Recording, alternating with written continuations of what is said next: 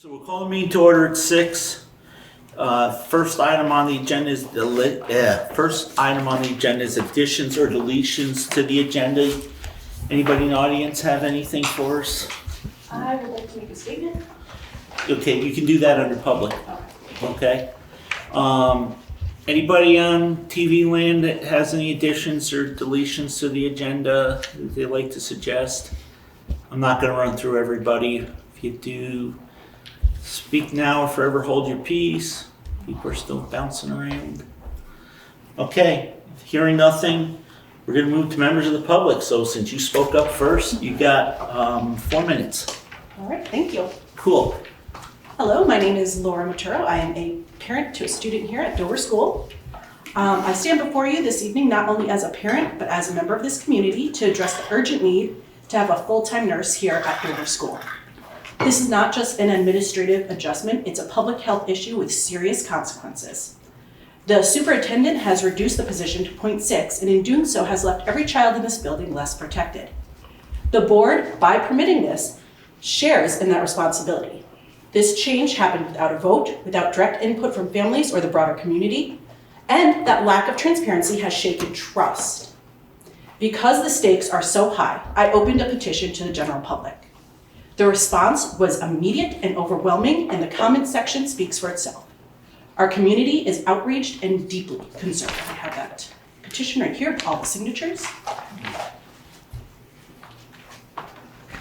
Of the signers, 40% are Dover school parents and 22% are local taxpayers here in Dover. These are the very people that you are accountable to. They're the ones who are making your paycheck. The remaining signers are employees, business owners, and neighbors. Taken together, this is not a small group of upset parents. This is the voice of Dover and the Deerfield Valley, calling loudly for a full-time nurse.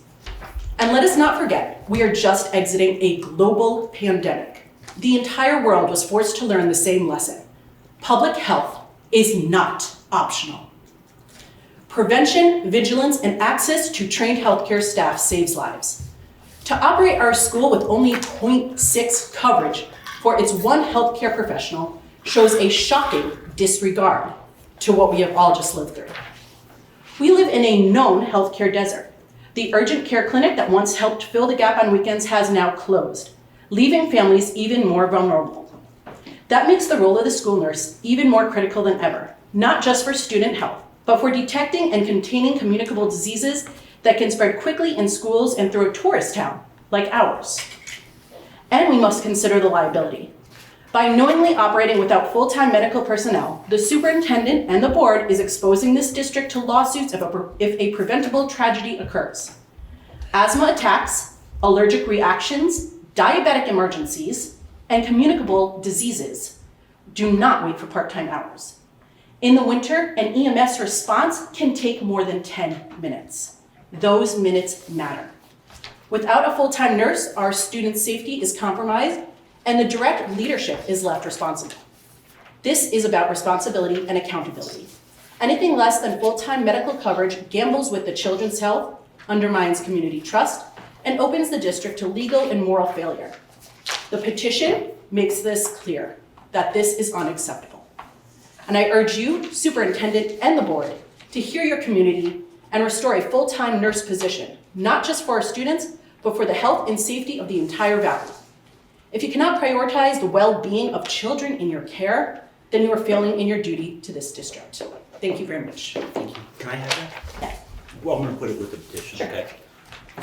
I didn't, I'm sorry, I missed your...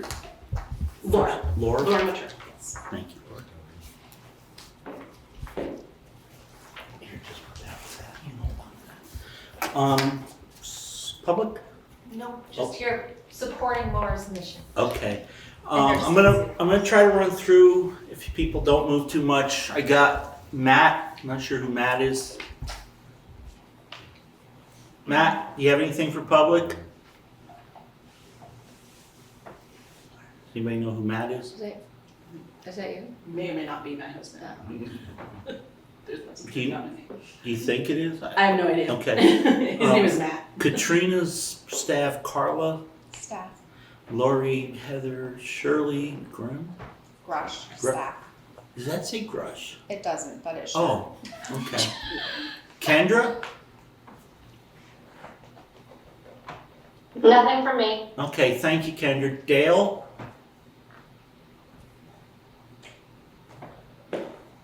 She went off mute. Dale, you all set? All set. Okay, sorry. And Dana? Thank you, sir. Nothing this evening. Okay, and Aaron, who, do we know who Aaron is? Aaron, can you tell us who you are, your last name, and... Aaron?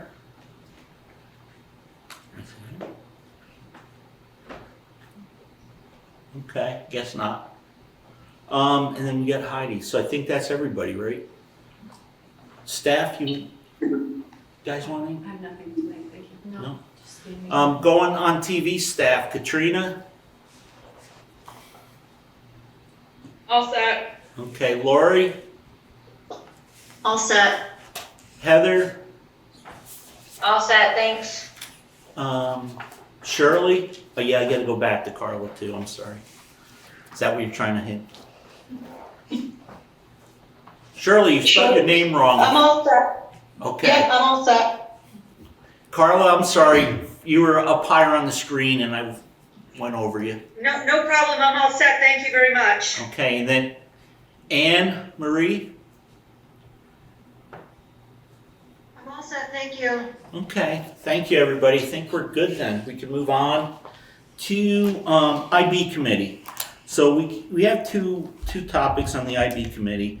So the first thing is that the committee met one time over the summer, and it got to be that there wasn't enough. A lot of people couldn't make the meeting, so it kind of got put on hold. So there's two things we need to kind of go over tonight. The first thing is a pause of the program. So we're gonna have a discussion and possible action on that. And then the second thing was a survey, because we really felt in the last summer when we were talking about it, it's hard to believe summer's over, that we definitely wanted to get input from the public and people that have been in it and students. So let's start with the pause of the program.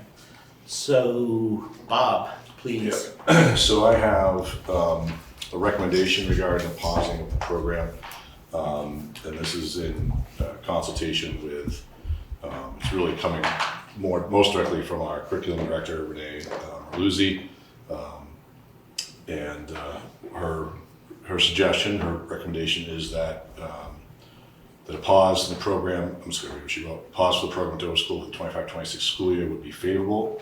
She's lists several reasons.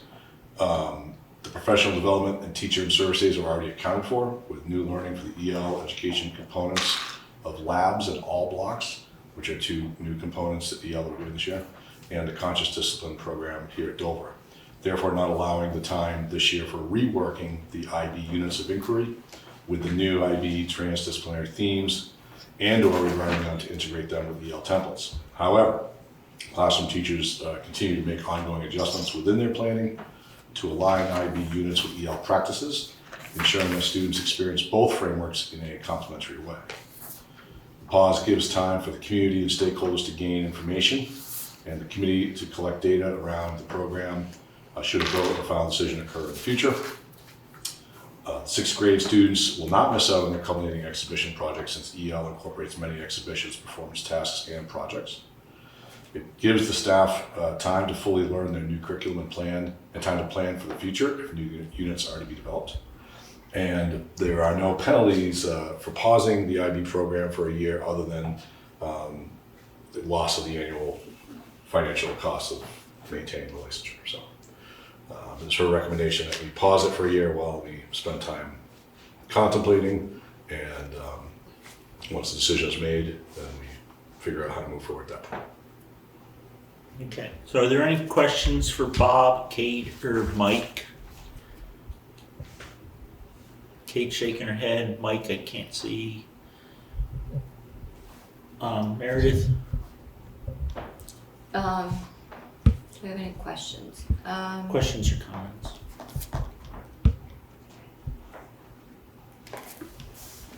Do we still pay for the program as we're pausing it? Yep. In order to maintain the credentials in the interim. Because you don't want to just give it away. You want to, because if you're going to end up going back to it, you want to have, you don't want to have to start over. Here's my question that I don't have answered. How much interaction or contact have we had with the organization about this and about like our problem that we're having? It's a good question. I don't know the answer. Well, I have reached out to them, and it seems as if they there was some paperwork that the exiting principal was supposed to finalize that never happened. So right now I'm in the you need to wait and until that paperwork goes through before I can actually speak to you. But I did talk to somebody like that. I did talk to someone, not specifically about our school, because I couldn't ask any specific questions because they didn't consider me reliable. So they have not seen this before because essentially this is an international program, and the any that are in the contiguous United States have sending school, elementary schools have sending their kids off to IB high schools, and so they already have that kind of ladder of work. So they haven't seen this because we're one of the only rural IB schools with no IB high school to send students to. Okay. Can I ask a follow-up? Yeah. So the paperwork just says that they don't know that you're the person in charge of the program here, basically, right? It sure does. No, I mean, that's something that It I is. didn't know we had to do. Well, so- listen, I did everything that I was supposed to do on my end. Bridget and Crystal did everything, and it must have just got lost in the abyss. But we are currently fixing that problem now that we know we have it. So have the curriculum people talked to them? Has anyone, they have been in communication with? Renee did the same kind of talk with them as, But not like an as I actual, did. like, can you help us problem solve this? Is this the best solution tonight? Because I feel like that needs to be part of the decision that we make is talk, like, I feel like we should talk to them before we make a decision on Well, sounds whether or like not. we can't right now until this is all settled. When, like, what do you have any? I have 3 to 5 business days. I had to send a nearly certified letter today. Didn't actually have to have it certified, but it had to have like all of these components, and now I'm 3 to 5 business days waiting. Okay. So we could make a motion to pause as long as it is approved by the IB program. Because the idea was that the staff is working Yes. hard on the other stuff, so as long It's just still, I understand where they're at, and I know I know where we're at, kind of. We're kind of like already going through the school year. I just kind of would like to connect with them before we make this decision. I mean, ultimately, Bridget might be able to speak a little more to this, but ultimately, the only contact that we have with IB is during recertification years. Otherwise, It just feels like we're not doing our due diligence without speaking with them because it's their program. And I feel like they have information on how we best go about whatever, even if we're in a situation they haven't heard of, maybe they have something like they can say, you can bring it in halfway through and we could do a smaller portion of it if it makes more sense or they could help us tailor something that would work with EL just because of the amount of investment that we've put into this program to say, we're going to pause it without having a conversation with the people that run the program. and that was Feels kind a of, little, and that was a part of what we wanted to go over this summer, try to get, but it's hard to do anything school wise in the summer. So Yes. that's a very good point. I'm not putting blame on anyone. I'm like just trying to figure out what I think would be the best way forward without making this big decision. Well, and again, I think the decision, that's why we didn't want to make a decision just to not do it anymore. Right. But, okay. Are you all set? Mm-hmm. Want to go next? All set. You're all set, Dwight? So the curriculum director, is that the title? Is it, that's, the person works for the SU? Correct. And what's their, like, obviously, their job is pretty self-explanatory, but they're just, what's their position there to do? Well, so SUs are required to have coordinated curriculum, and so her role is to ensure that that's in place for all subject areas across all districts within the SU. You're meeting all the standards that are Yes, necessary. we're using the correct standards, we're following whatever state requirements are out there, all that stuff, and provide the professional learning for teachers to, stay up to speed. And make recommendations for Yep. the other aspects. Yeah, and I will add, and just people on the committee know this, but she came from an IB school, and is well versed in ELL. Oh, even better. So this is why we had We her. asked her to be Okay. part of the With committee because she Kate, has both in. Yeah. And she was part of the, remember last year when we reorganized the SU under Bob's suggestion we had, now we've got, it's like right-hand man, and then there's people under, so that she was the one that was hired to fill this. She'd been in another school in Wyndham, Okay. in West River. So that's good. And then, so obviously as a board, we rely on you guys, our administrators. So do you agree with her? Do you two agree with her position of pausing? I do. I think I didn't at first because I just felt like we were just setting ourselves up for an inordinate amount of work. But after talking it through with Bob and Renee and Kate, it just seemed the most easily rolled out. Like because if we tried to continue it now and then we decided to go in a different direction, we did needless work. And if we decided that we were going to continue and then we were doing it all wrong, Yeah. also needless work. Yeah. So yes, I didn't to begin with, but I do now. Yeah, I mean, my only other concern is something similar to what Meredith was saying. If you skip a year, is there a path, through the program that all these students are missing to reinstate next year? They would have missed a year of that program. Is that correct? We're still using all the tenets of IB. We still use their language. We still use the inquiry-based learning. We still have the components of the IB program. We just have not checked the boxes and filled out the paperwork. Okay. Yeah, I would tend to agree that I think that's a good discussion to have as well with the people at the IB program. Is that right? Yep. Kate, and I asked Kate and Mike, right? Okay. Okay, they're all set. So I guess the pause would be something that we would want to make a motion on, just to make it official. And we could, again, for Meredith's concern, we could add something in the motion that says, if it's agreeable with IB, we could pause the program. And I think, remember that Meredith and Kate are serving on that committee too. So, I think a lot of the things you were asking, Meredith, is something that the committee needs to look into as part of their charge. And hopefully we can spend some time doing that before budget time for this year. Is there any reason not to wait until just the next meeting to make it official while we wait to just have contact with them and see if it's just to make sure we have connection with them and that this is the way to proceed with it? Because That's the board's decision. Yeah, I just don't, I just wonder what they would say. I'm not saying that I disagree, like with where we're at and what the decision is.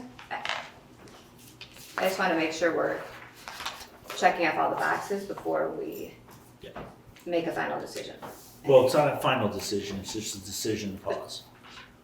Right, The a final final decision- decision on the pause. Right, okay, That's what I meant. okay. Cool. So, would somebody like to make a motion?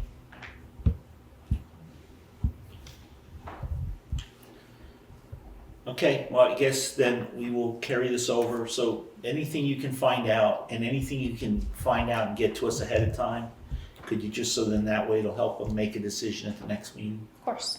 Okay. So I guess that one we're gonna we're gonna pass over. Pause the pause. over, sorry. We're pausing the pauses. So the survey, so we have in our packet, a survey, and it's got 9 questions and some short answers and some check boxes, I guess. So who put this together, Bob? So again, this was Renee, the curriculum director, and Okay. I believe she worked a little bit with Samson Sherman, who's our data With who? special. Samson Sherman Okay. is our data person, just to make sure that what we would get out of this would be data that was usable. Does everybody out there have a copy of this? Okay. Oh, no? Here, can we get an extra copy? Oh, wait, that's different. Oh, yeah, that's, I know, we have. Never mind, I don't have one. Here's the Okay. full package. Can we get one more for Which one is Bridget? I this? think it's important she have it too.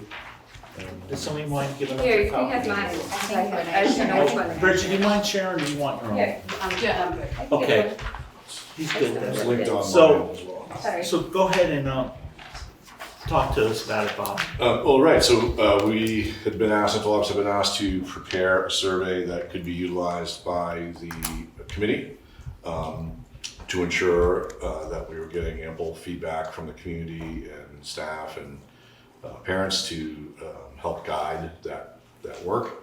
I think there's, the committee is charged with clinical report out, if you will, right? It's not a recommendation or a decision, but a clinical, here's the facts. And so to get some community input, I think was viewed as being important. So we agreed to put together something, and this was our first draft, basically, to see if people were, if this looked all right, we would get it rolled out, and then when the committee met next, they would have the data from this to discuss. So I see it says discussion and possible action, but because the committee didn't have a chance to look at it yet, why don't we also table this, and then that will give the staff a minute to look at it. Did you see it before? Renee shared it with me and Bridget and Crystal. Okay, so we're- you've seen this, Yes. Bridget, right? Okay, do you have any comments on it? If that's what the board wants to go with, to gather the data. Well, we'd like to have some kind of survey, so if there's questions there that you think should be added to it, will you let Let Tracy know. yeah, please. And, yeah, so let's do that if everybody's okay. So, if you have any questions, comments, anybody in TV land, just, send them over to I'm Tracy. sorry, I missed, where is this being distributed? Is this for, This will be distributed how? Well, we would use, for the families, we would utilize the Parent Square system, and then I think we would try to work with the town. There must be some email distribution so for patterns. everyone? It's Yeah. for parents, it's for town, community members, Yep, it's for staff, it's for, students that have been through IB. I mean, we just wanted to get some data. We just, if everybody's gone through it and 90% of the people come back and say, I really didn't know we were an IB school and it doesn't really make a difference, then that will weigh into our decision. If, 1,000 parents respond that it was the greatest thing since sliced bread, we have to consider that. Right. So I don't know why they always compare it to sliced bread. It's new. So is everybody okay in the survey then? I had a question. Is this going out just to the active students, or is this going out to, We'll reach out to whoever we can reach out to, okay. okay? We don't keep databases of people, of Yeah. students, we Yeah. don't track students. But if they're former students and the parents still are in town and can get access to it, then yeah, we would, Okay. they would be. Because I think, and I gave mine away to somebody, but I think one of the questions is, who are you? Like, Yeah, what's your role? Yeah, What's your What's role? That's the first question. Is everybody good with that? My only question about it is like RT a typo, or is that The just? Likert scale is like on a 1 to 4 scale, So rated. it's supposed to be Likert? Likert scale, yeah, it's supposed to be Okay. capitalized because it's actually the I was name gonna of say. You're in researcher, school and you but- just learned. There you go. I liked her very the much. Likert scale. Yeah, okay. Okay, so we're not gonna spend a lot of time on this, because we'll get some more input, and hopefully we can make a decision at the next meeting. Do we have a timeline? We'll decide the next meeting to send this out. Well, we'll do Okay. both of these IB things, Okay. and we're probably gonna have IB on the agenda from here on out, so. Okay. Okay, I'm gonna skip over to new business. Did people join us? Is there more people on the screen? Yes. Oh, okay. New business, food program contract with Heidi. Heidi, you here? What's that? Are you here? I am here, yes. So lead us down the golden path of a food contract, trial and nutrition program agreement. Okay, so the board had agreed to have West River handle their food program this year after some issues last year. And so I put together this contract that is River Valley purchasing essentially that service from West River. It's started on the first day of school in August, so we're definitely behind, but can certainly make revisions if anybody on the board would like that. The services, number 4, the services to be provided has West River handling creation of menus, overall ordering with the employee that we've placed at the Dover school, and with there's an employee from West River that is delivering food and handling food for Wardsboro.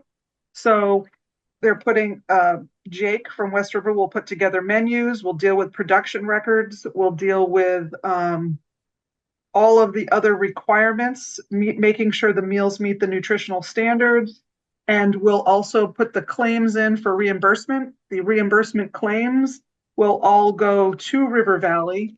So he will make sure that everything is in compliance based on number 5. And the financial terms on number 6 has the overall cost, which there's an attachment showing how we came to that number, which is what is in your, it's a round number, not the exact number in your budget, but it's just about the exact number. It might be $100 off. We wanted to make it just round and make it easy to do a 10-month installment of those amounts. Again, with all the reimbursements going back to River Valley. Number 7 with record keeping just ensures that West River will be keeping 3 years of all records for River Valley because Jake is handling it all. Jake will oversee any monitoring by the AOE if that happens this year. And River Valley has the right to terminate within 60 days under number 11 if you're not happy with the services and would like to do your own thing. So that's the gist of it, putting in non-discrimination and indemnification clauses. I'm happy to answer any questions you might have about it. But the last page does have sort of a breakdown of the employee costs, what he expects to spend on food, and having an allotment for supplies as well. So you forgot the part that West River can also terminate in 60 days written notice for any. That is, yes. Thank you, Rich, for pointing. So if people aren't enjoying his food enough and he gets mad at us and pulls a bad chef thing, he can run away. He could. I don't think he's going to do that. He's pretty committed to making this all work for everybody. So, And I like the cost of Jake. What's that? You've got cost of Jake. Yes. Well, taking on the additional responsibilities, we felt it only right to. Funny. It looks like we're buying Jake for $10,000. Yeah. Yes. Okay. So, folks, board, Mike, and I'll get to you. Look, Mike or Kate, any comments, thoughts, questions? I have questions for the 2 principals. How's it going so far? Francesca, why don't you go first?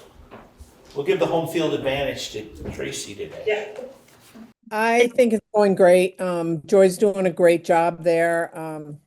She's timely. She gets the food out well. She communicates well. It's really easy to work with both of them. And I think just the culture in the building has improved with their presence in the building. When did they start in Wardsboro last year? Was it partway through the year? It was partway through the year. Okay. Yeah. And Yeah, it's 'cause fully new in Dover this year, I think. Ours, I think- ours hasn't changed at all because we still have Kathleen cooking for us. So it's the same person, but they're just gonna be supervised by Jake instead of by you now. Right. So it'll be less headaches for you. I mean, she's no headache. I'll cook her every day of the week and twice on Sunday. Okay, well, you can't buy them, remember that. So does this keep Tracy out of the kitchen making pizza on a regular basis? Well, I don't know, she was pretty upset about that. Yeah. Cookies. It's Jake. Kathleen was out one day. I did not have to cook. We found somebody on our sub list to cook for us, but I would have had to, yes. But Jake has said that most every other time that if Kathleen is sick or whatever, he hires somebody new, so he'll have more people to move around should she need to be out again. But we made it work. Are you good, Kate? Yeah. Mike? Is Mike still? Yes. Mike, do you have any questions or comments? Yeah, I'm trying to figure this doggone thing out. You got it. I think I'm all good. I think Kate had a good question. Okay. Just remember, watch your language. We're in a school. I said doggone. I heard you, but it could have slipped. Go ahead, Meredith. My question is about the contract. Has it gone through our lawyer or any lawyer? I don't think it needs to, but Heidi, how did you get the structure for this contract? I have looked at previous contracts that my predecessor had done and worked with Jake and Greg to make sure, and Donna to make sure I was covering the pieces that the AOE also has a template, which I went through as well. So I didn't speak to a lawyer, but I went through the AOE template and looked and compared to previous contracts we've done for other school districts.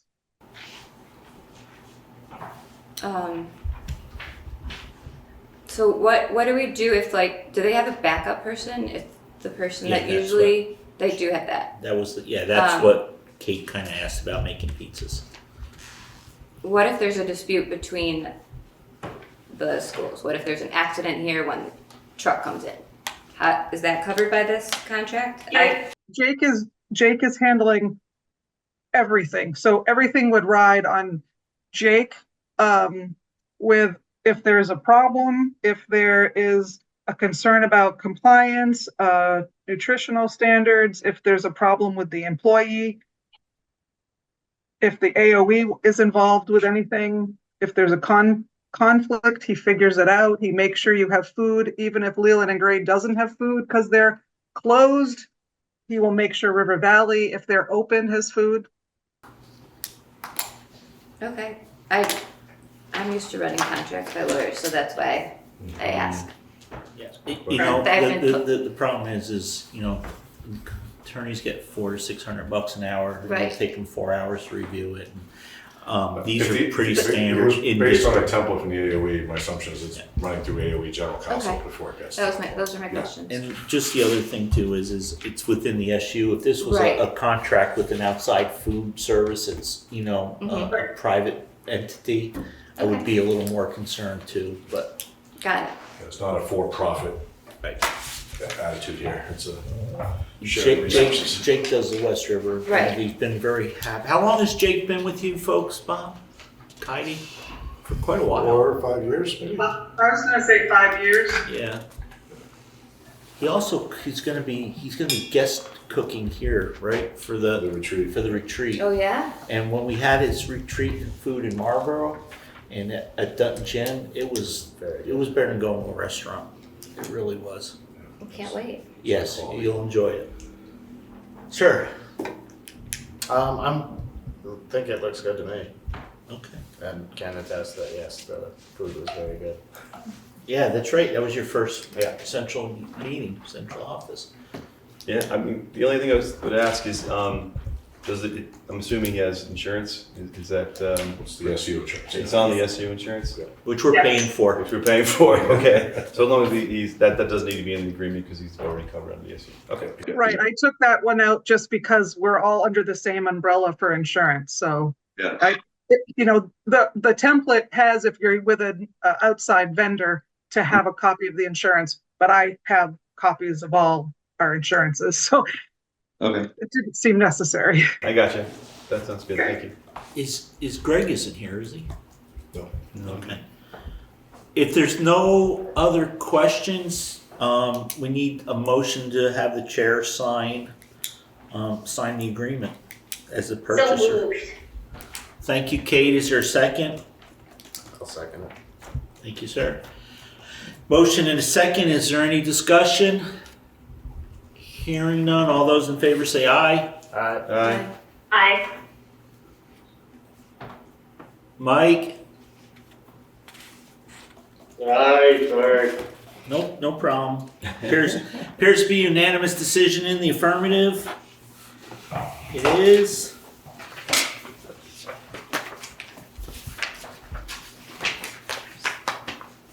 Give me 1 second, folks. 9, 15, 25. I don't think No, yeah, bottom page. No.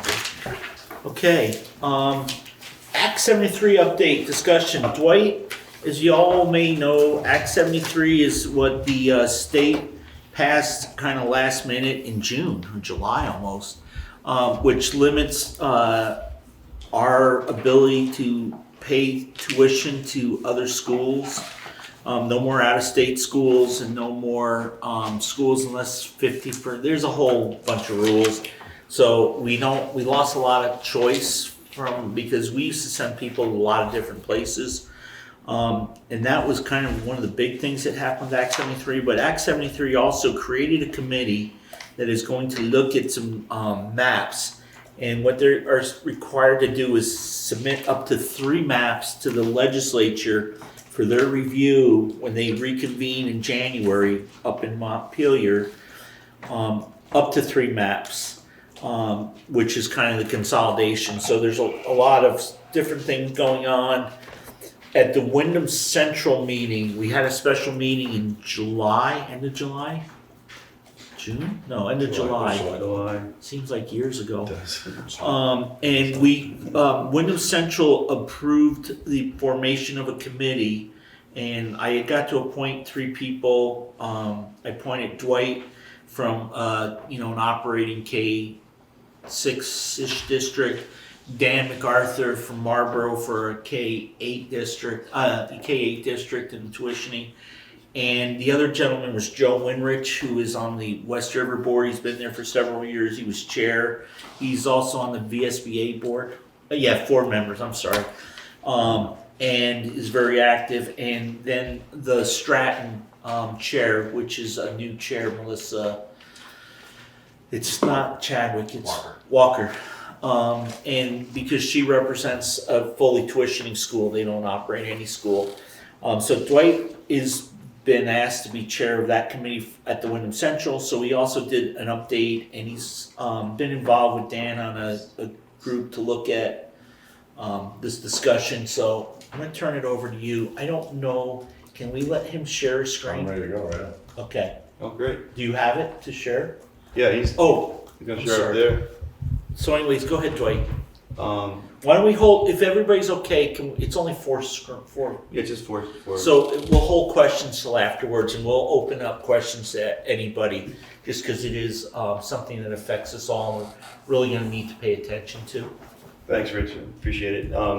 As Rich mentioned, Act 73 passed back in June, and it really, if implemented all the way through, will really change dramatically how education is supplied and governed in the state.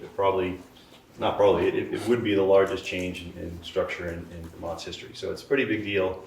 And I know Bob's given some updates over time, but I thought it'd be a good idea to really let everyone know in our community how it could affect us, basically. As Rich mentioned, there were already a few things that are affecting us right when the law was signed, in terms of it reduced some choice for families. They can no longer send students out of state. right?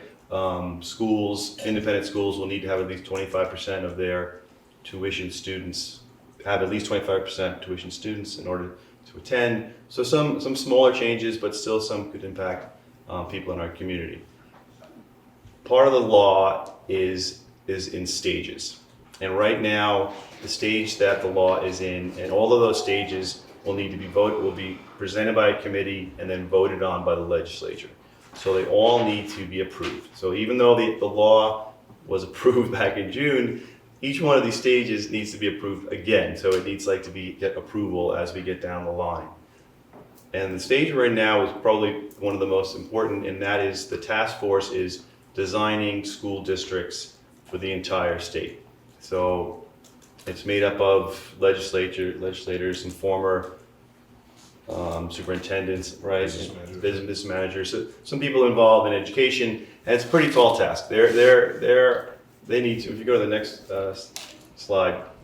So this is what the task force is tasked with doing, to design maps of school districts in the neighborhood of 4,000 students.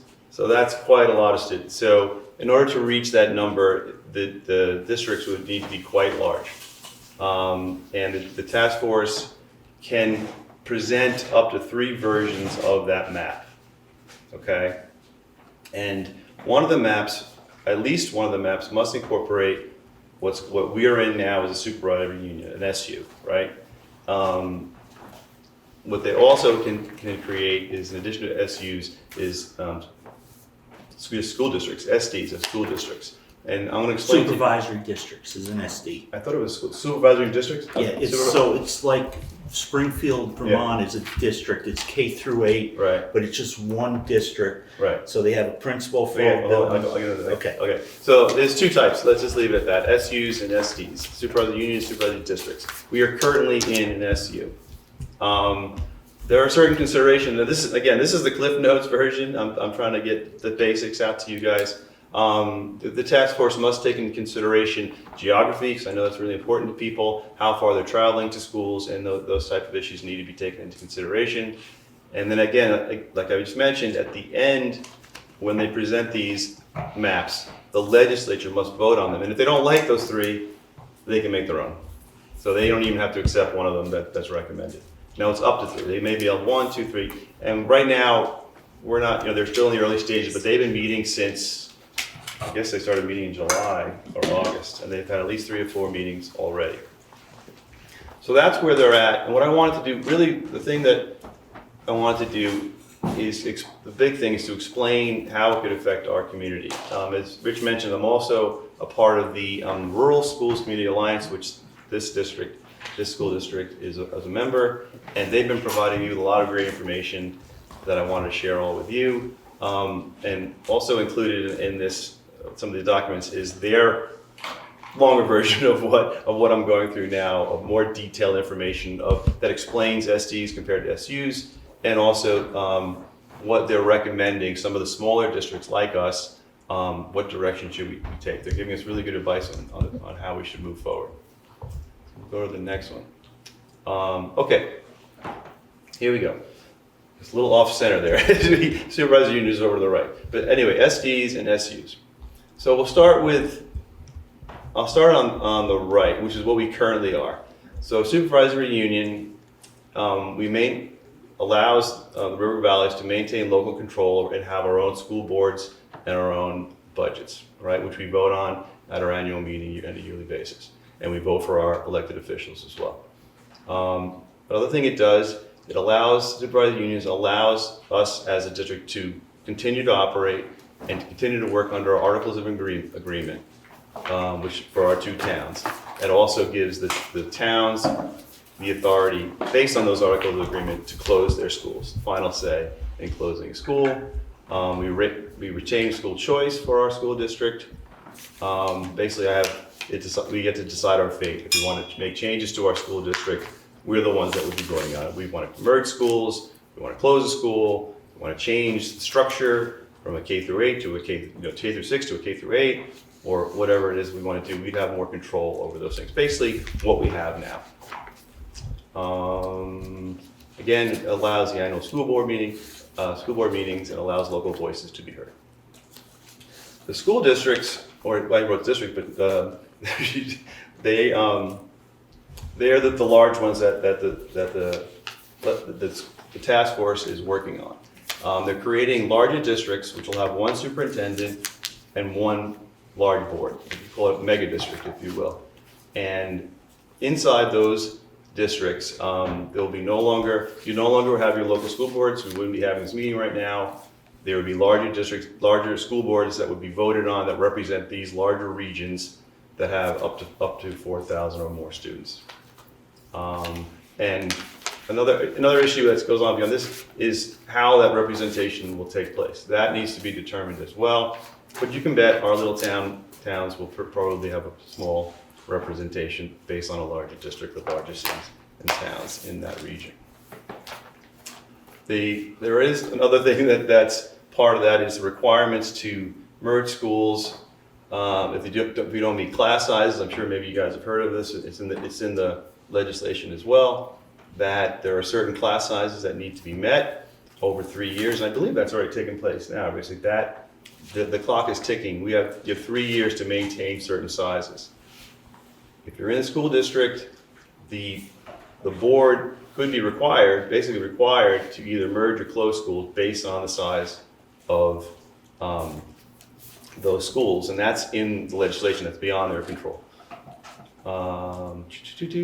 Also, okay, so if there's a school district, if we become part of a school district rather than the SU that we're now, and there is a public school in that school district, all students must attend that public school. So that would mean independent schools and school choice would no longer be available to the students in this area. No school choice, no tuition students, again, no town meetings and no town votes. So essentially, it would be a massive change. Going from, if we were placed by this task force into a supervisory district, it would be a major change from what we have now. And that's what I really want to make clear to everyone. If this task force decides to lump us in with a larger group, you guys are a district, this is what it would look like. Right? Friendly amendment, the 4,000 number is roughly about the same number of students that exist in all of Windham County. Right, yeah. So that'd be the size of Windham County. 4 current SUs make that up, and that would be 1. Right, and so that would include Brattleboro, obviously. Doesn't include Springfield, though, does it? No, Falls region, Wilmington region, us, and Brattleboro. Yeah, so all that would be one region with one school board overseeing the entire district, one superintendent, but most likely they would need support staff, assistant superintendents, and the like. Maybe I'll take a pause there if any questions from anyone. Nope. Is there anything we can do to stop that from happening? Yes.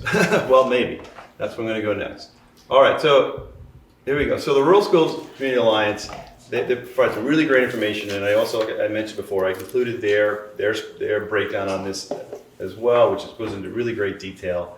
They're recommending for smaller rural school districts to maintain their SU status. So we basically maintain what we have. Who's recommending that? Sorry.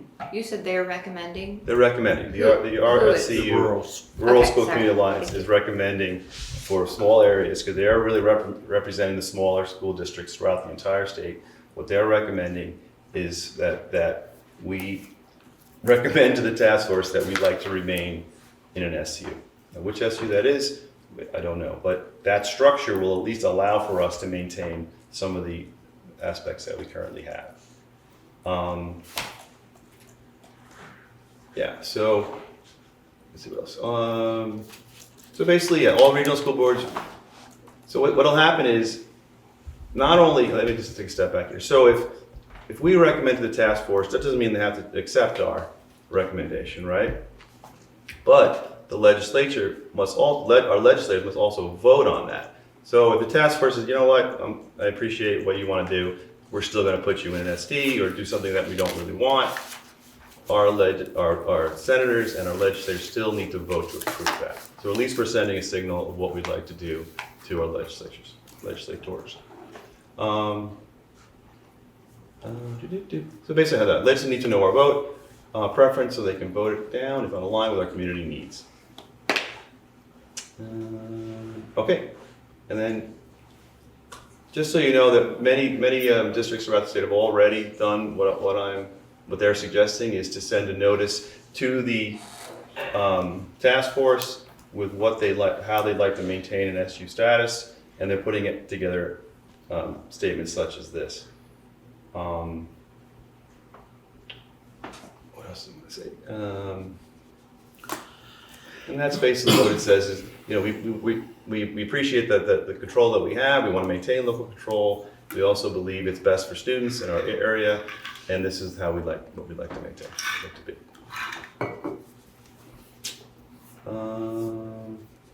Kind of went through that pretty quickly.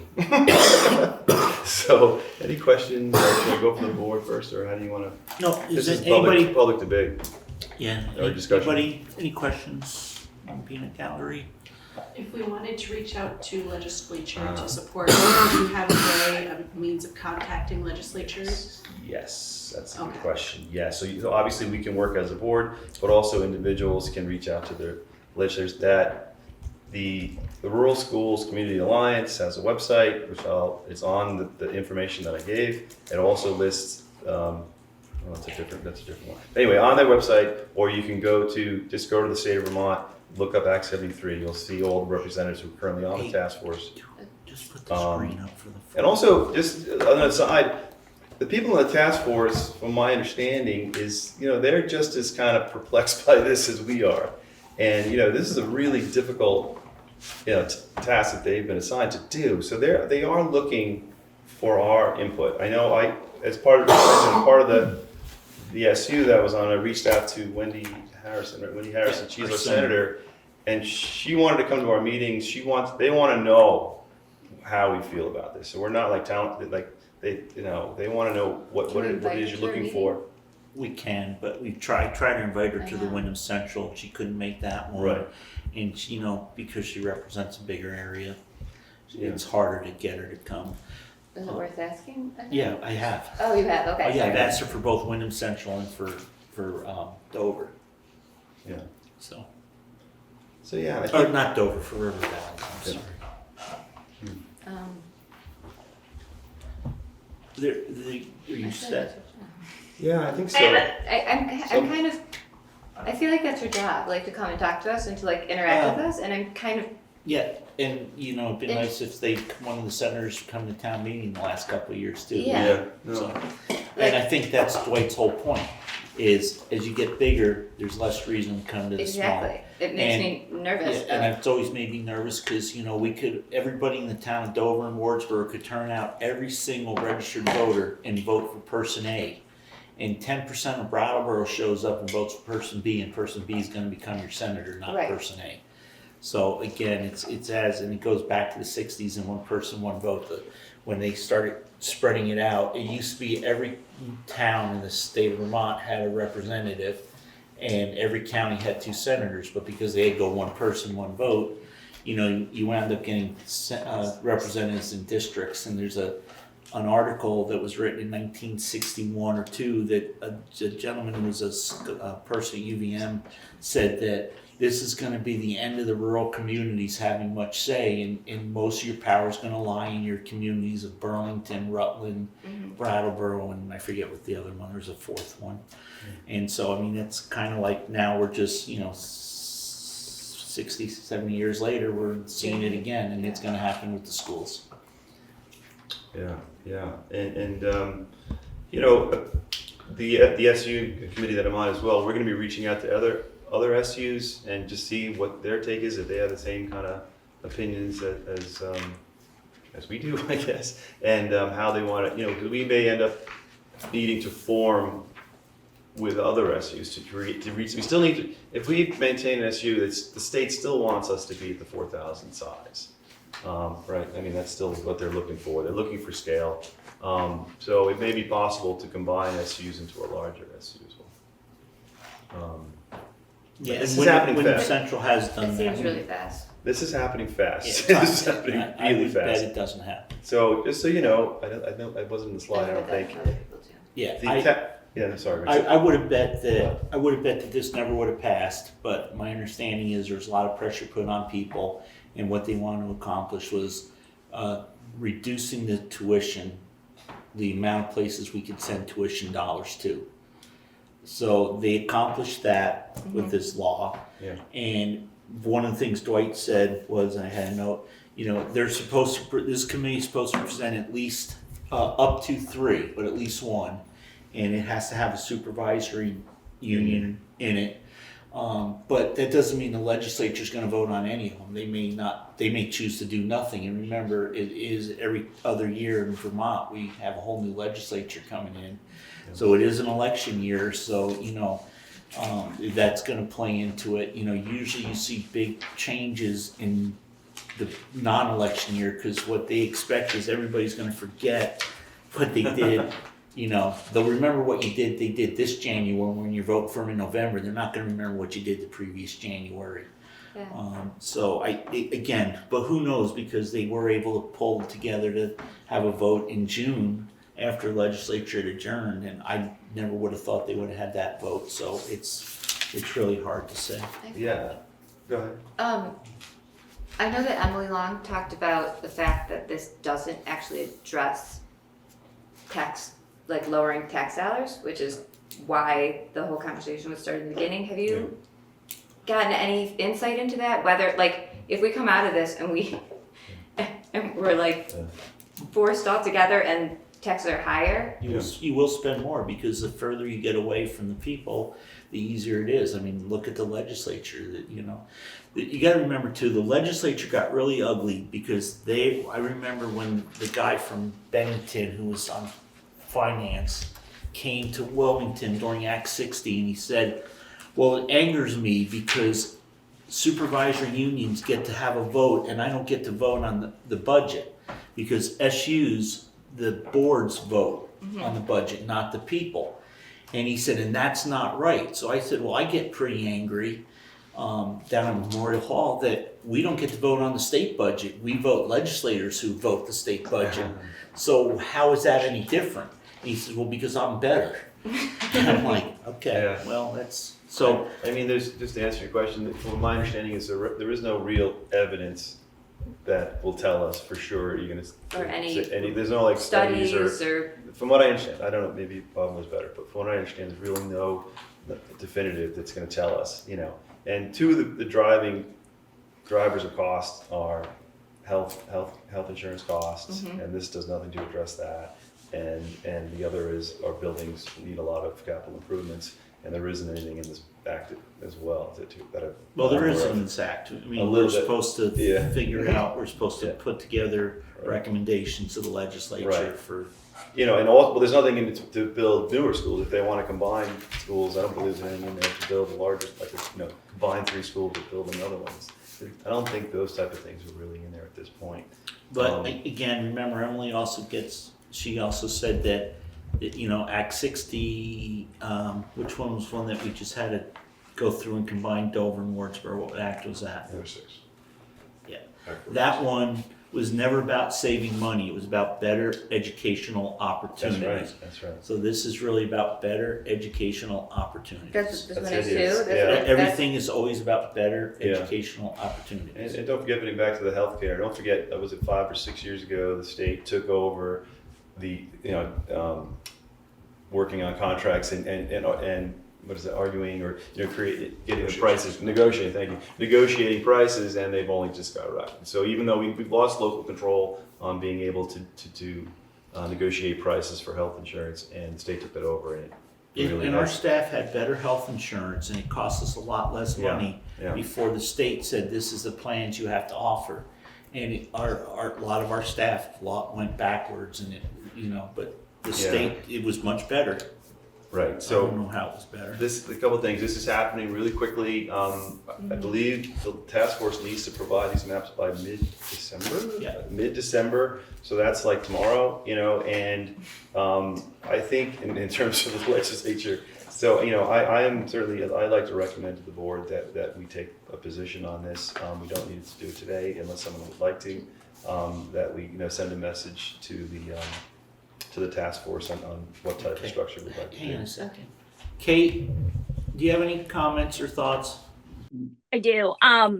First off, very importantly, thank you, Dwight, for spearheading this and being as informed as you are. It's a very confusing thing to deal with.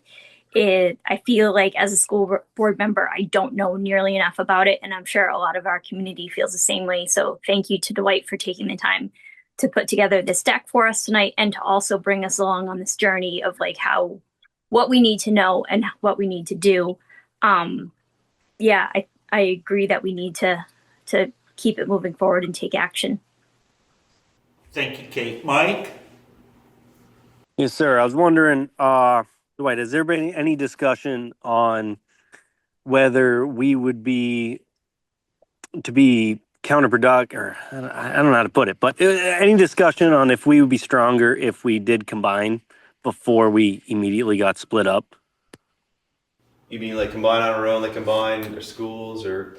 Yeah, exactly. Like instead of going at it, with 80 and 40 becoming 120, like, or are you guys going at it just as each being individuals? Have we looked, put the shoe on the other foot? I mean, I might have some information. Yeah. I mean, well, I don't know if it'll help us a whole lot in terms of the districts, other than it would prevent, maybe a school closure because of the class sizes.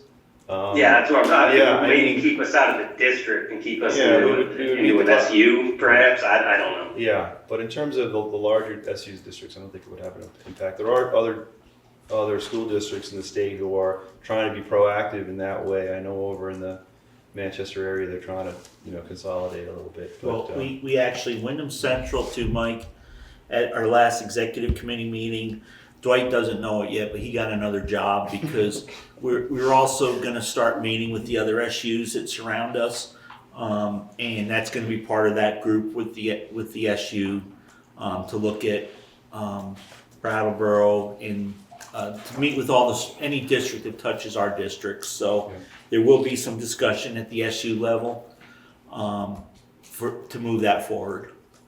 Gotcha. It just seems like it's a losing battle, and we just gotta go to Plan B fairly quickly.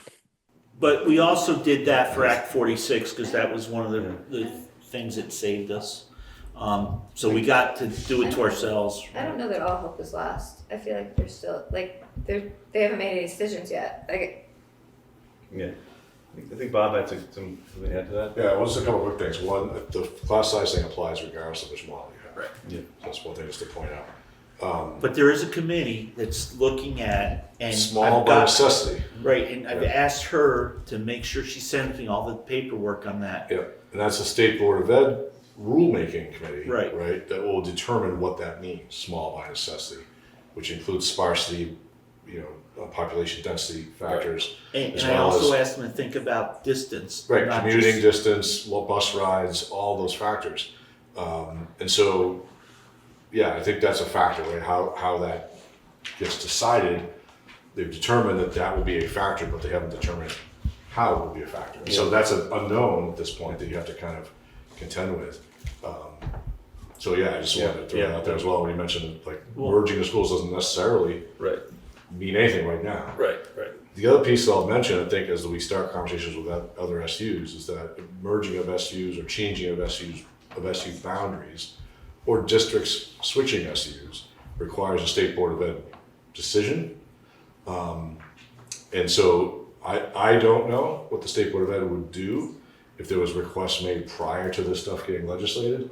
But my guess would be is that everyone's just kind of be in a holding pattern until the legislature acts. Let me just ask a follow up on that. So if you're saying if you're currently in an SU and you'd like to switch SUs, but what does that matter if you're creating a large one anyway? Are we already creating a different SU? It's a step that has to happen legally. So the State Board of Ed has to make that ruling. And it involves votes of the populace. It involves the other SU taking you on. So to do it collectively with 3 or 4 SUs merging together into a big SU, the State Board of Ed would have to act on that. And my suggestion is the likelihood of that happening and all those SUs getting organized prior to the legislative session starting, probably not happening. Right. So, it's worth exploring for sure, but it's just one of those things. It's going to be, the timeline on this is so tight. Yeah, well, I'm saying, well, if the task force comes up with, okay, Wyndham Central, they all want to be an SU, they've all voted to be an SU. Wouldn't the task force create a larger SU and then? Maybe. Okay. Well, but the other piece of this too is the task force comes up with these 3 maps, or up to 3 maps. Right. One of which has to have SUs. If the legislature rejects any or all of those things, now it's back to the legislature to develop a new map. Right. So like all of this is and like you said, and the funding formula stuff is driven by that getting approved. The only thing we know that's in place now that came out of this is the class size piece. Okay. Everything else is sort of, like you said, hinged on something else occurring. But yeah, it's Well, complicated. the reduction in the amount of schools that can accept public tuition. Right. Well, that happened already. Yeah. That's right. Yeah. I think that's a bigger thing than anything else. We've always had class size. I mean, Act 46 brought us, Act 60 brought us class size. Yeah. There were guidelines though. Guidelines, This But one has, and don't forget too, one of the things because I got to meet with the Secretary of Education too, was, I said maps, we can't use flat maps and they have to have topography also. That's right. That's right. So we got those two. Do you have anything? Just I would very much like to remain part of the SU versus this.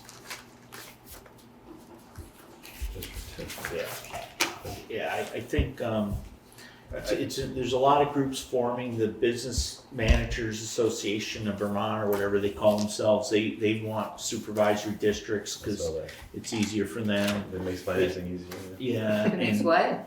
Financing. It makes all their work less because it's that way. It can be all, they only have one contract and they have one budget, and the voters get to approve the budget, but it's voted on, by ballot. And again, I've always said, people can vote no on a ballot. You don't know, are they voting no because it isn't high enough, because it's too high? Are they grinding an axe? Are they mad a program got taken out? Are they mad a program didn't get added? So why are they voting no, but it's still a no vote?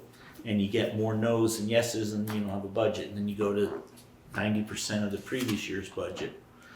And which is actually, if during the Biden stuff, when you had 10% inflation, it's really 80%. So it's all fun.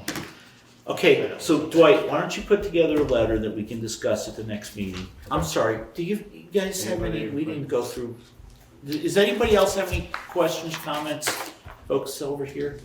No. Anybody on TV? Does anybody jump in? Okay, so Dwight, put together a letter for us to look at and to review for the next meeting, and that we can sign on to. Perfect. Thank you. Okay, so superintendent's update, Bob. Yeah, so the cabinet report for September is in your packet. Joyce has 50 years. Huh? Yeah, just a quick touch on. So we since I've taken over as superintendent, one of the things that we've been doing is honoring years of service. In fact, my first year was 50 for Nancy Baker. We celebrated that. And Joyce hit her 50 years. She was a Newburgh teacher. With a couple, Jen Finaldi at 20 and Allison Sullivan 25. And then of course you guys know Matt, who hit 30 in the SU. So we really had a good time celebrating that. And to have 2 teachers who hit 50 years within a couple of years of each other in the same supervisory union of our size is... That's mind-blowing. It is really mind-blowing. It's unlikely, to say the least. And anyways, I think it says something special about our SU.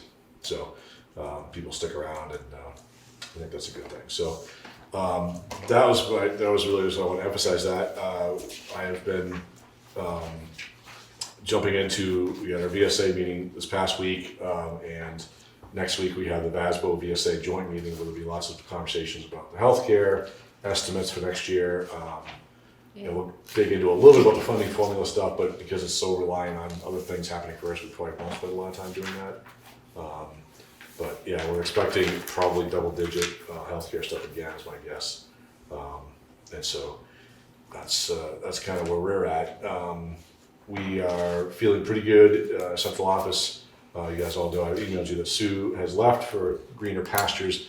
But we have replaced her with Nicole Ray, who is an absolute delight. She's a Wardsboro parent, actually. And she's getting up to speed with the operations. And so if you have feedback for how things are getting sent out or how things are being received, please let us know. She would appreciate any feedback she can get on that. But But I think that's really all I have. Everything else is in the packet from the rest of my folks. Enrollment numbers you got, yeah. Yep. So I was asked to put together enrollment numbers, and you have that in your packet as well for the 2 buildings. That was as of the 9th. So this is something that we probably should think about when we start looking at budgets too, and because in Wardsboro they're getting really small, and we're small on one end, kind of small on the bookends, except for the pre-K and K. And wasn't there something like that you were going to offer to the pre-K people to come over here so that there'd be a bigger cohort? Did that pan out, or? Yeah, I believe Francesca met with the family, and I believe they're remaining over there for now. Okay.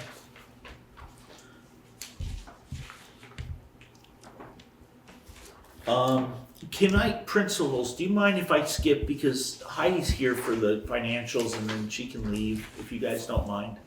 You okay with that, Francesca? Okay. Hey Heidi, we're gonna jump real quick and do your financials. There's a bunch of them. Okay.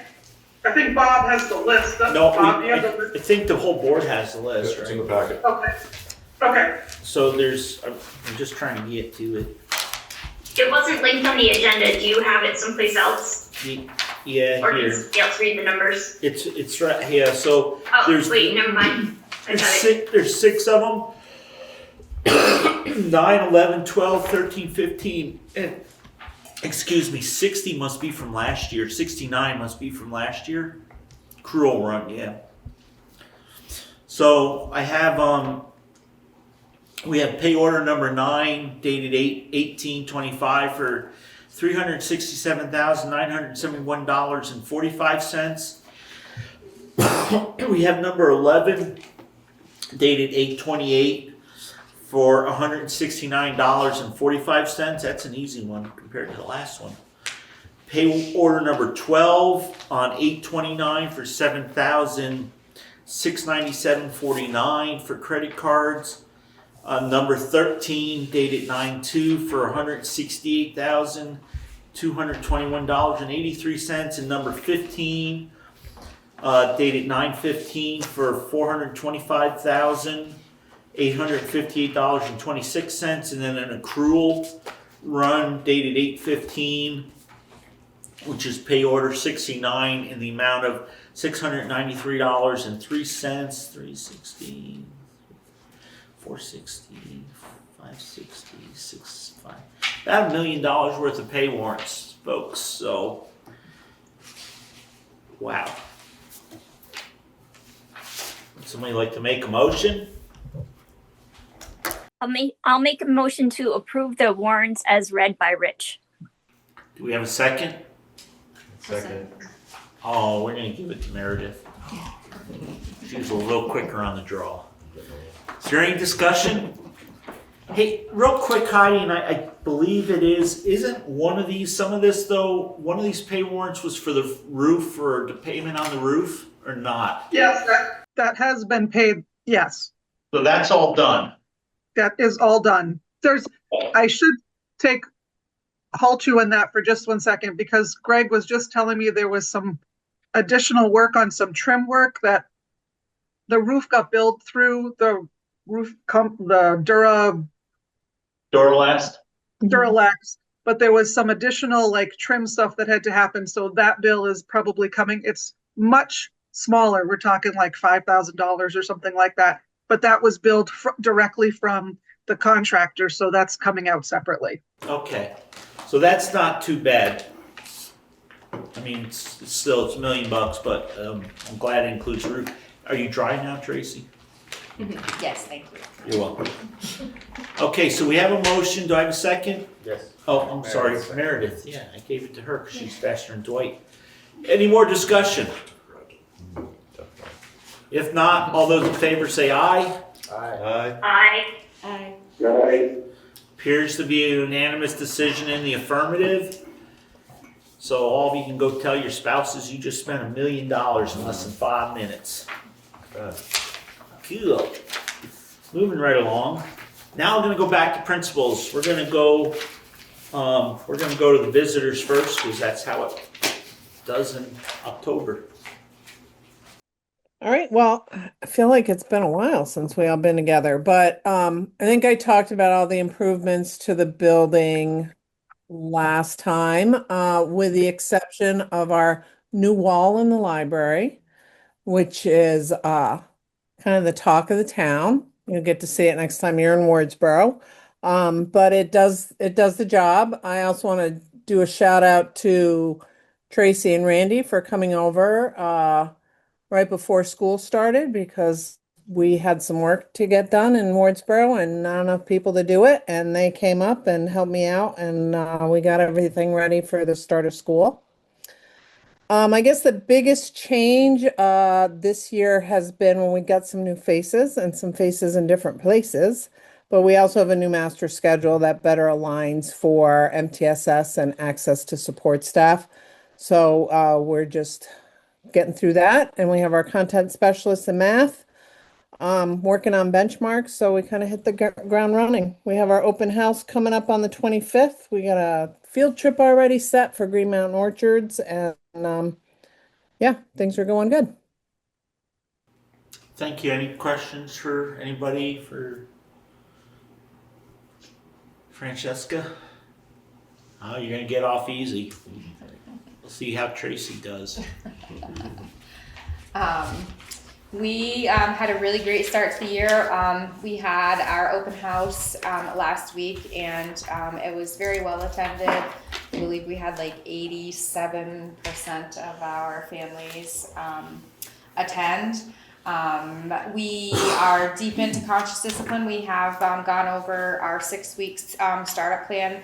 We plan to, on Wednesday, do a little refresher on language, on how to solve conflicts with students, remembering to use the right language. And we set a lot of time in these first few days on safety. We have read from kindergarten, pre-K hasn't had it yet. It's coming up this week. Kindergarten through 6th grade, we've talked about not being scared, but being prepared, which is the way Alice frames the dangerous someone drills that we do so that everyone can be safe. We've practiced going to our safe places outside the building, so that's been good. We have a flu clinic coming up in case anybody needs a flu shot. Just call Nurse Stacy and she will hook you up. We've been committed to play too. We had last Friday's game was head, shoulders, knees, ball, and 6th grader won. It was a good time, had by all, lots of laughing. And it's one of the kids' favorite times of the week. Also, to be fair, mine. It was quite fun. I have a bullhorn and like all the things. It's really great. Any questions or comments or thoughts for Tracy? How are the cookies from the Dover School Club? They were very good. Are those them? No, not better than these. I made them. Did you I bring made any for us? No. Well, shots. There was none left we in the judge? teacher's room Next the next day. If that They were if that's really any. good. hey, They were really everybody, Meredith says she's bringing us cookies next time. I don't know if I went that far. I just want to make sure that that's that's in the minutes. They make cookies for kids. Yeah. You make cookies for kids? I'm like a big kid. Really big kid. If everybody, you got off just as easy too, Tracy. Thank you. Consent agenda. The minutes of the 8/4/2025 meeting. Is everybody good with them? Does anybody have any comments, questions? Has anybody said that they were there that wasn't there? Hearing none, we'll accept them by consent. I have no correspondence. We will note though that we did receive a petition and a letter under members of the public. So we have an executive session, but our next meeting is October 6th in Wardsboro. So 6 p.m. Can I get a motion to move into executive session for a contractual issue? I move to make a specific finding that premature general public knowledge would clearly place the public body or person involved at a substantial disadvantage regarding contracts. Do I have a second to that motion? Second. Thank you, Mary. Any discussion? Hearing none, all those in favor say aye. Aye. Aye. Aye. Do we need the second one? Yeah, go ahead. Go ahead, Dwight. Do we need the second one? Yeah. Oh, okay, I'll do it, I guess. I move we enter executive session under 1 VSA 313A1A to discuss a contract. Do I have a second to that? 8 seconds. Thank you, Kate. Is there any discussion? Hearing none, all those in favor say aye. Aye. Aye. Appears to be unanimous decision in the affirmative. We'll move into executive session at 7:21-ish.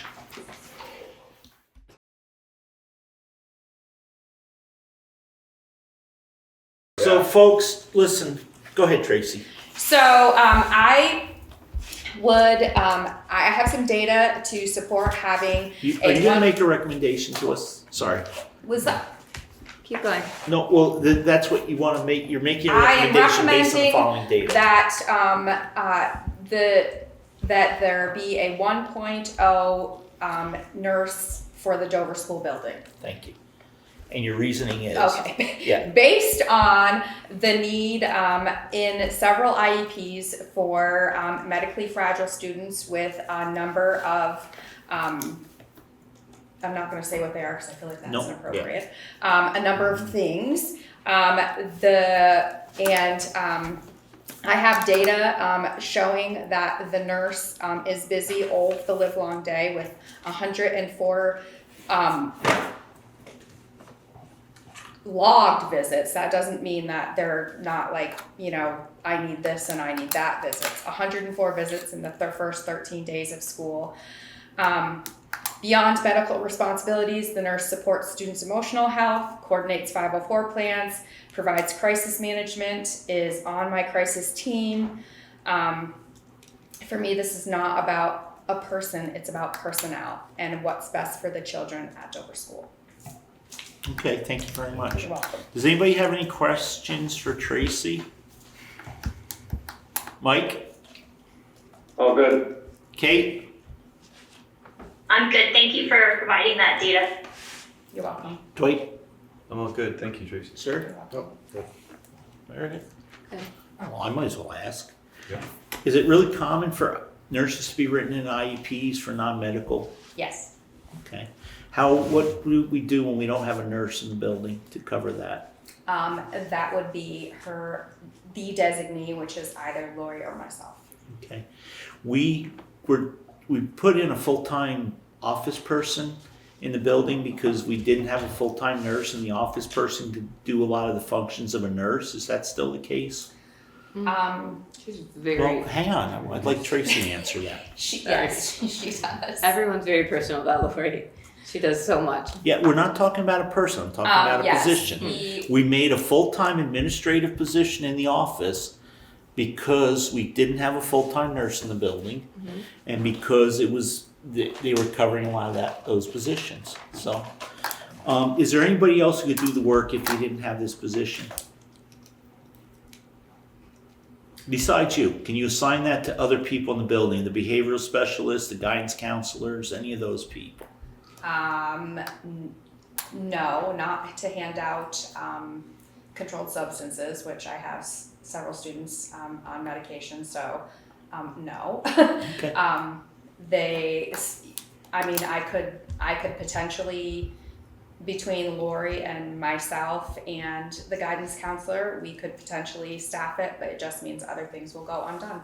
Okay, let's say the nurse right now quit.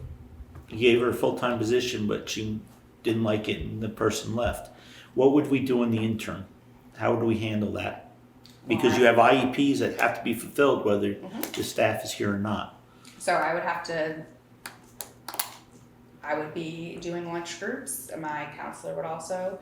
I'd probably have to pay her because she also has a duty, so I don't know if she'd get her duty-free lunch, so I'd have to figure out how that was gonna work.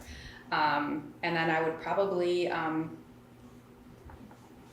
beg, borrow, and get lots of people to help me try to find one, like they are with the PE teacher, which is still not working.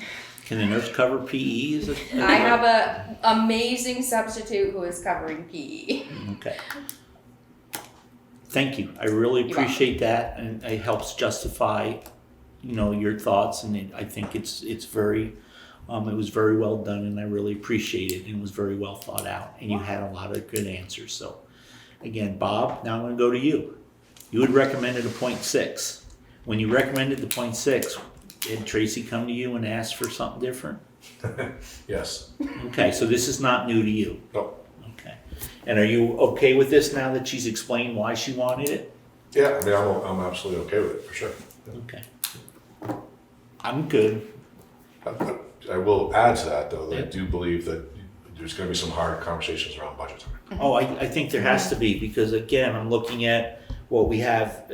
Again, Wardsboro has more students in the 4, 5, and 6 than we do in the Dover building, yet they have a lot less staff, and it doesn't make sense. And again, I've always been a proponent at affairs where you go on rides and get scared and eat cotton candy and stuff. But it's not one town taking over another, not everything for one town. And it's really difficult for some parents that aren't in this building to see this building getting a lot of things that they don't get. And, they have combined grades. We have a class of 5. They have a class of 0. It's a lot of tough things. So I think our numbers really show, and I think everything that Dwight said, and I could see this very easily as a person in a bigger community saying, I don't get this. My child's in a class with 30 people. Why do these kids get 5? Why do these students? And I've always said there's a big difference between living in a rural community, when you can't have anything, you don't have, full-time police and full-time fire and stuff, and, but you're paying the same tax rates, and, we pay higher taxes here. It costs us more to live here. There's, as Kate had said in executive session, we made a choice to live in the hills, so there's certain things that we get more of and certain things we get less of.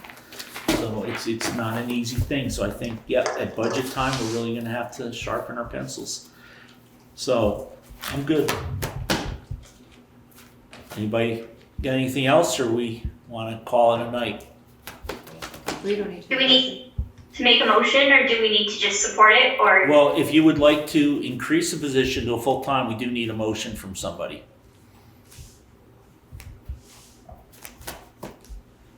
Does anybody like to make a I motion to move the nurse from 0.6 to a full-time position at the Dover School. Can we do it for this year only? Mike?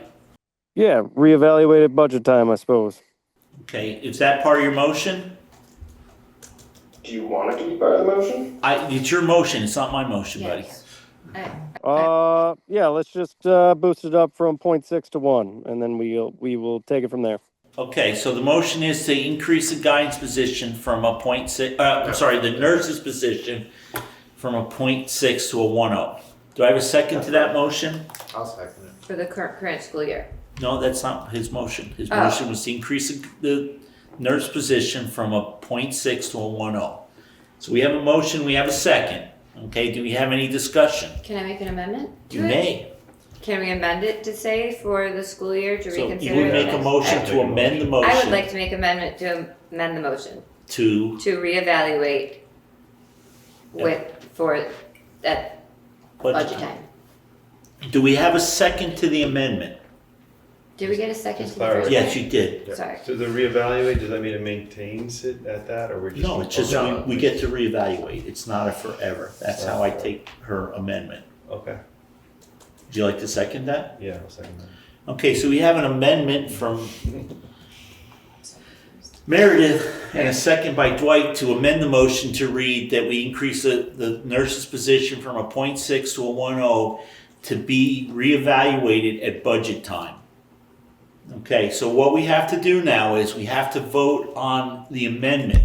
And the amendment, what it does is it changes the main motion. And then we can have discussion on the main motion. So right now, is there any discussion on the amendment, not on the main motion? Go ahead.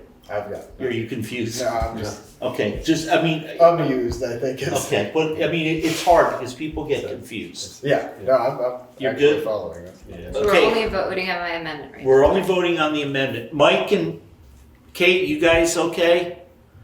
I think the amendment makes sense based on the enrollment numbers that we're projecting for next year. Mike, Yep, good. you're okay with it? Okay, if there's no other, oh, go ahead. We said sure. now. Sure, okay, I'm sorry. So all those in favor of amending the motion to add to be reevaluated at budget time, please signify so by saying aye. Aye. I. Mike, you're an aye? Yeah, I'm fine with it. Okay, so it appears to be a unanimous decision in the affirmative. It is. So now the main motion that we're going to discuss is to increase the nurse from a 0.6 to a 1.0 and to reevaluate at budget time. So that means that this position is going to be a 1.0 for the rest of the year, but it doesn't guarantee that it's going to be a 1.0 next year. And we get to reevaluate it at budget time. That's what we're going to vote on now. Is there any discussion on the motion now? I know, Bob, it gets confusing. I know, you're doing a great job, Rich. Okay, is there no comments, no discussion? All those in favor say aye. Aye. I. Appears to be a unanimous decision in the affirmative. Tracy, I would like to say the only reason this motion carried, I really believe, is because you justified it and you brought some facts and data and you answered some hard questions, so you should pat yourself on the back. You did a good I'll job. do it. Do you want a cookie? You can have the rest of the A cookies. theme of the meeting. Okay, so if there's nothing else, I'm sorry that we went a little longer than I like to go, 2 hours, but we haven't met for over a month. We got a lot of good stuff accomplished today. You all should pat yourselves on the back. You all did a great job. Thank you. Mike, I'm really sorry about all the new stuff going on. Give me a call on the phone because they had to ask you about something. And if y'all good, I need that most Motion famous to adjourn. motion. Motion, second.